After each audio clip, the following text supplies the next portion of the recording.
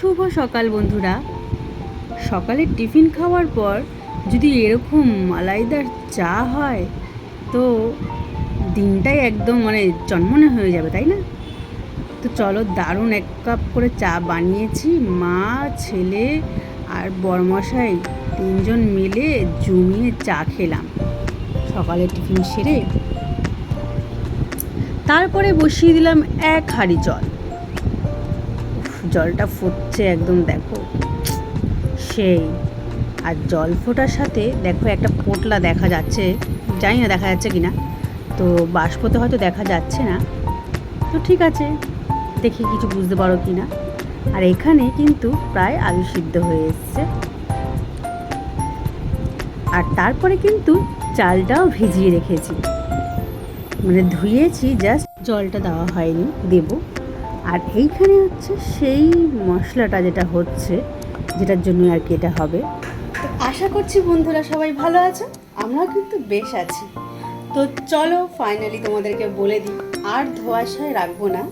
তো আজকে হচ্ছে সানডে, আর সানডে মানে কিন্তু কিছু স্পেশাল ডে। তো আজকের এই স্পেশাল ডেতে কিছু স্পেশাল না করলে হয়? তো আমার ছেলের খুব ইচ্ছে তো বিরিয়ানি খাবে। তো আজকে কিন্তু বিরিয়ানি বানিয়ে ফেলছি, যেটা তোমাদের সাথে শেয়ার করব অবশ্যই। এখন আর কি রেসিপি চলছে, যদি কেউ রেসিপিটা জানতে চাও অবশ্যই কমেন্ট করে জানিও। তো চলো, তারপর কিন্তু ডাইরেক্ট বিরিয়ানিতে দেখা হবে। টাটা। তো হয়ে গেছে বিরিয়ানি, দেখতেই পাচ্ছ বন্ধুরা, রেডি। তো আমি কিন্তু বিরিয়ানিতে আজকে কোনো রকম কালার ইউজ করিনি, একদম নর্মাল হালকা সাদা বিরিয়ানি, খালি টেস্ট যাতে হয়, কালারের কও নেই এর মধ্যে, জাস্ট টেস্টফুল বিরিয়ানি হোক সেই হিসাবেই বানিয়েছি। তো সবাই খেতে বসে পড়েছে, আর তলায় পেপারটা পেতে নিয়েছি, কারণ খুব ভাত ঠাতগুলো ছড়াছড়ি হয় তো তার জন্য। আর এদিকে নিয়ে নিয়েছি স্যালাড, আর আমিও বসে পড়েছি সবাইকে দিয়ে।